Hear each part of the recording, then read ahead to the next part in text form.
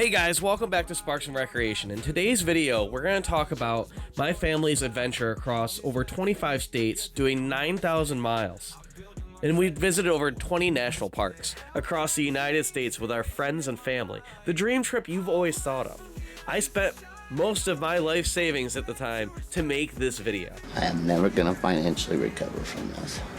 And what's sad is that I actually started making individual sections of this video, but by the time I released like the third one and only got 10 views, nobody cared at the time. And I also didn't know how to edit videos or make a very good, entertaining, engaging video. Over time, we've been doing this for years now. I think I'm at the point where I can finally put together a video that people might actually watch, at least a couple hundred instead of 10 or 20. Anyhow, we're gonna go over what we did. I spent tons of money doing over 1,328 gallons of fuel through this RV. We didn't even have an RV before this trip. We decided to buy an RV to do this trip. So, join me. Check out the crazy things that I and my family have seen that most people have never seen. Most people will never get to experience stuff that we got to get our hands dirty, go camping, have an amazing time of our lives. And on top of that, I'm going to share with you some of the things that we learned. So, of the 28 days we were gone, we camped for free. You can camp for free in this country. You can. And you don't need an RV to do it. So we learned that we could have done this trip much cheaper. But we did it the way that we did it, and I don't regret it. Because I still have the RV and we do all sorts of cool stuff with it. But some of the things that you're seeing right now, you can go see for far less money. And I want you to enjoy that. So follow me. Let's go. Let's get into it. I'm going to break down the numbers, everything we did, and this is going to take a few minutes. So if you're not in for a video where you're going to see lots of cool shit, then get off this video because it's going to be a wild one. So here we go. Day one. We decided we want to go to the Leaning Tower of Niles, which is a roadside attraction outside of Chicago, Illinois. We didn't even make it into Ohio, so we left from New York, blasted through Pennsylvania. Got halfway through Ohio, picked up a nail in Cleveland in our tire, which that was a $400 problem right off the bat. We made it to Pizza Roto, which is kind of like a Subway for pizza. It was before Blaze. We did this trip 5 years ago, so this is before like Blaze Pizza and the more popular chain restaurants. It's you build the pizza in front of you, they put it in this cool rotating oven. It's now defunct. I think there's only one left of the chain, if that's even open anymore. The last time we were out this way. Anyway, we make it to Rockford, Illinois, get a tire, go to the Leaning Tower of Niles, which is an exact replica of the Leaning Tower of Pisa.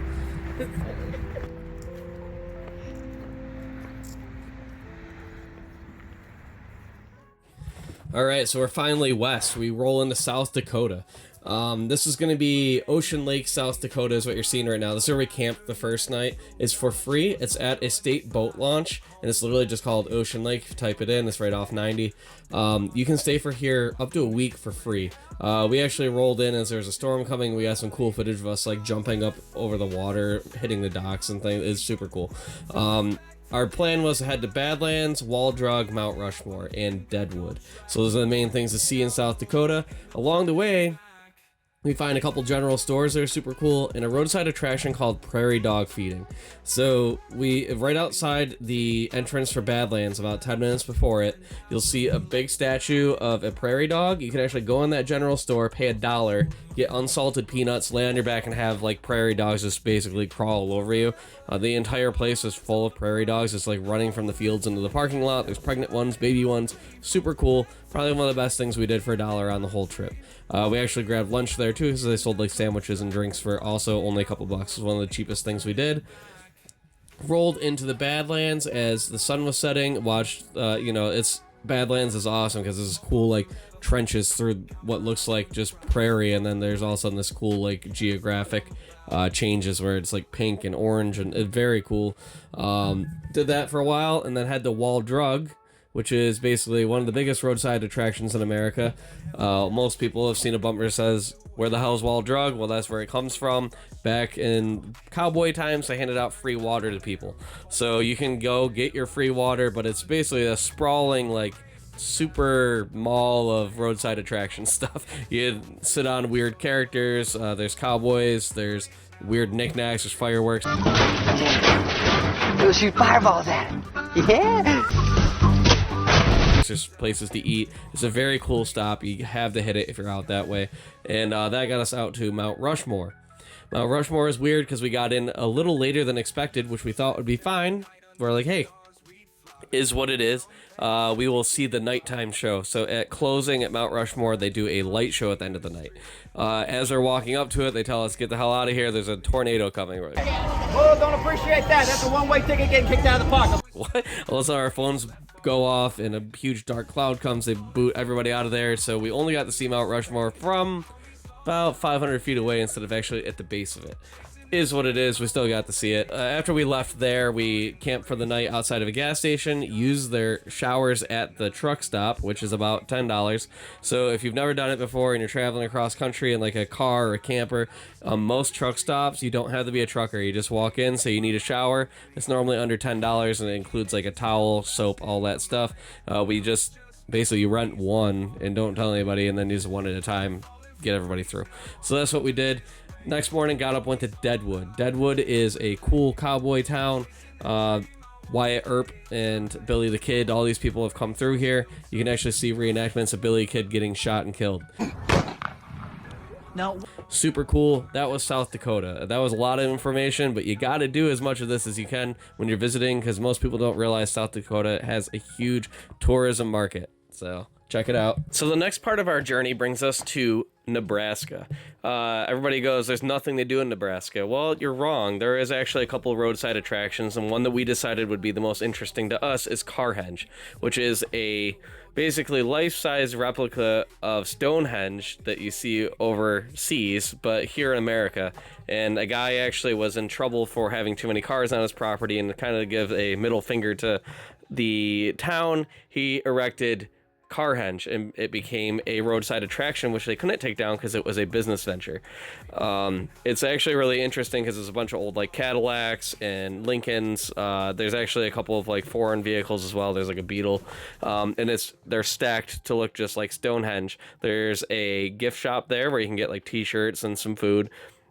And what's funny is the town went from not liking the guy to actually embracing it. So when you go to Carhenge, there's a flyer that tells you please go 5 miles farther into town, and it's one of the only things that brings people into this town, and it's a whole little tourist trap inside the town with like markets and a farmer's market. There's a deli, a nice gas station, some stuff that actually bring in some money into the community now, like 60 years after the fact. They actually really appreciate it and help fund the whole thing so that there's some business that goes into their town. So if you want to check this out, it's called Carhenge, Nebraska, and yes, there is something to do other than just look at cornfields in Nebraska. So at this point in the trip, you're probably thinking you really haven't spent that much money, and we haven't. The most expensive part was the terrible gas mileage that our RV was getting and buying the RV and the supplies for the RV itself, where we found out later that you could do this exact trip for probably 1/10 of the cost if you just put an air mattress in the back of your minivan or put a cap on the back of your truck. There's no reason to spend the amount of money we did, but we found out later it was kind of a waste. But we had so many people and friends with us that we kind of needed the space. If you're a young couple, a single person, you want to see America the way we're doing it, you do not need to spend that kind of money. Anyhow, back to spending no money to see cool things. That brings us to Wyoming. This is my kid's favorite part of the entire trip, and it involves breaking into a government facility. As crazy as that sounds, you can too, and you're probably not going to get caught. In Wyoming, there is a place called Hell's Half Acre, which used to be a state park where it looks like basically in the side of Earth is just melted rock. And it looks like you're in space. Like, it literally looks like you're on Mars or some crazy far off land. It's a weird, abnormal, like, anomaly that I don't know the actual name of it, but the Indians called it Hell's Half Acre. And what ended up happening was in the early 2000s, a lot of movie producers used this spot to film things like Starship Troopers, because it looks so bizarre that you can't find anywhere else on Earth without having to spend the money to build the set when you can just go here and film. And what that had happened was a lot of people would show up and break into it, and people would end up falling off the edge of these cliffs and weird monoliths, and they would get hurt. So in the early 2000s, after its popularity took off and people are showing up here, they actually put a fence around the entire property. What we found is that this Hell's Half Acre is an hour in any direction from anything. It's the middle of nowhere. And we are sitting there eating lunch. We're like, I haven't seen a single car go by in over an hour. I haven't seen a person in multiple hours. Let's break into it. I bet you other people have too. And there's nobody guarding it. There's nobody around. If you walk around the west rim, there's actually a spot in the fence that has been dug out. So if you crawl, you can get underneath it and go out into Hell's Half Acre. My kids absolutely love this, and it was a fun way to spend a few hours before we were on our way to do the stuff you normally do in Wyoming, which is like Grand Teton National Park, Yellowstone, and getting up into Montana. Once we made it to the Grand Teton National Park, we actually found there's free camping between Yellowstone and Grand Teton. Grand Teton is right below Yellowstone, and most people don't realize that it's literally only 10 minutes between the two parks. And in that 10-mile, 10-minute zone is a bunch of free camping.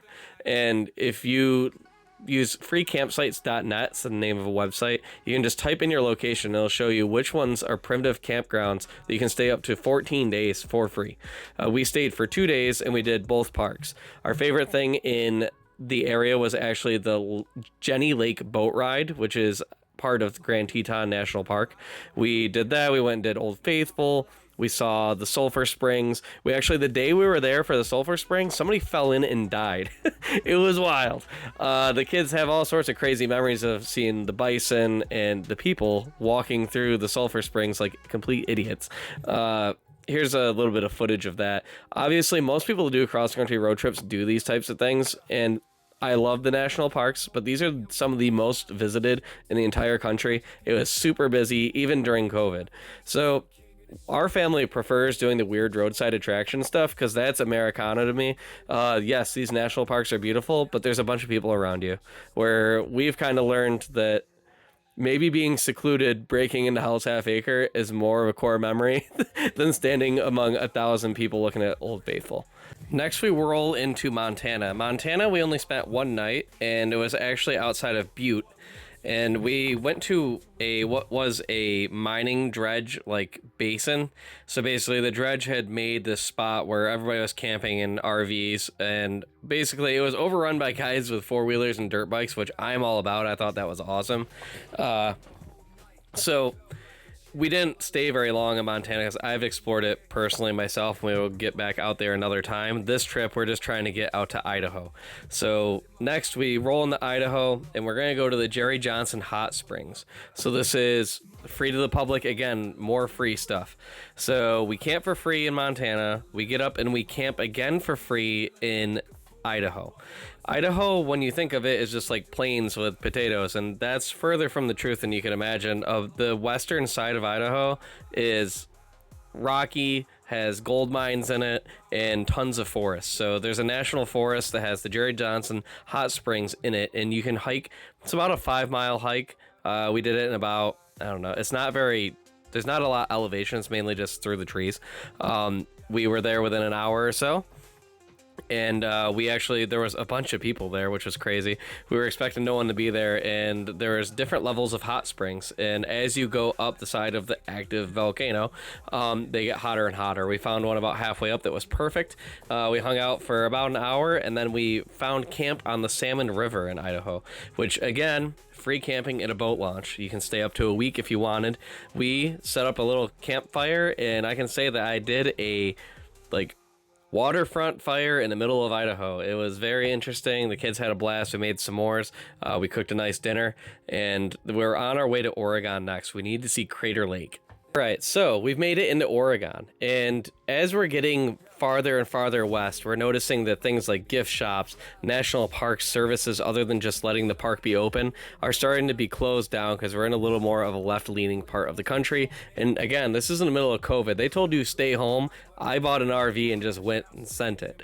I was amazed at the amount of people that were out in these national parks, but outside of the national parks, it was a ghost town on most of these roads. When we were in Wyoming, I have a picture somewhere. If it's not in here, then I couldn't find it. But we paid 97 cents a gallon to fill the RV. It literally only cost me like $55. It was amazing. Anyhow, we make it into Crater Lake, which is in the eastern side of Oregon. If you have not been, you need to go. It's basically a super volcano that self-imploded. The top blew off and left this huge crater. It's like one of the deepest lakes in the world. Super dark blue water, and it is absolutely beautiful. And from the rim, if you look around, you can see other mountains that could blow at any time around you. It's very cool. Again, we weren't really able to do much in the gift shop, so we kind of just, we went, we saw, and we left because by the time there's no services available inside the park. We made sure that we got a couple of good photos of the snow, because if you don't know, out in the Rocky Mountains, even until June, elevation's above like 9,000 foot, and we were in places over 11,000 feet. We had to change the settings on our generator because the elevation was so high, and there was snow places. You're supposed to carry chains with you out in these areas, and we're out there doing that with an RV. It was fantastic.